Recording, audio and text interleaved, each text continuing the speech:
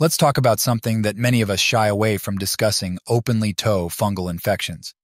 Yes, I know it's not the most glamorous topic, but it's one that's incredibly human and surprisingly common. I decided to share my journey, hoping that it might help someone feel less alone and more equipped to deal with their uninvited guests. The discovery. It started innocently enough, a slight discoloration on the nail of my big toe.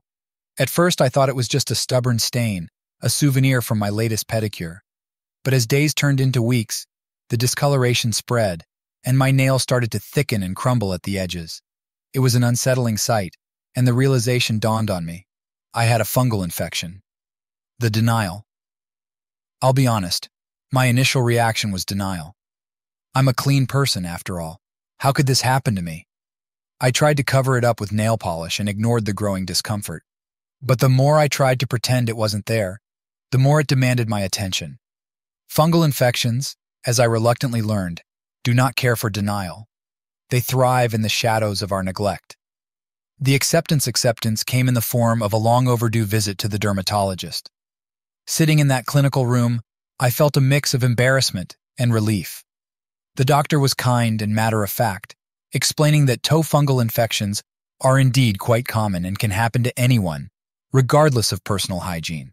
The spores are everywhere, just waiting for the right conditions to settle in. The treatment was a journey in itself. I was prescribed a topical antifungal medication and advised to keep my feet as dry and clean as possible. It sounded simple enough, but it required a complete overhaul of my daily routines. I learned the hard way that fungi are tenacious invaders that require persistence and patience to defeat. The lessons learned. This experience taught me several valuable lessons. First, the importance of foot care, something I had taken for granted. I now have a newfound respect for my feet, ensuring they are dry, clean, and well-aired. Shoes and socks are chosen with care, ensuring they provide enough breathing space to ward off unwanted moisture. Second, I learned that seeking help and addressing health issues head-on is a sign of strength, not weakness. There's no room for embarrassment when it comes to our well-being. Lastly, I realized the power of sharing. By opening up about my fungal infection, I discovered a community of fellow sufferers who shared their stories and remedies. This sense of connection was unexpectedly comforting and made the journey less isolating. The ongoing journey. Today, my toe fungal infection is under control, but I'm aware that the battle might not be over. These uninvited guests have a knack for returning unannounced. However, I now feel equipped with the knowledge and habits to keep them at bay.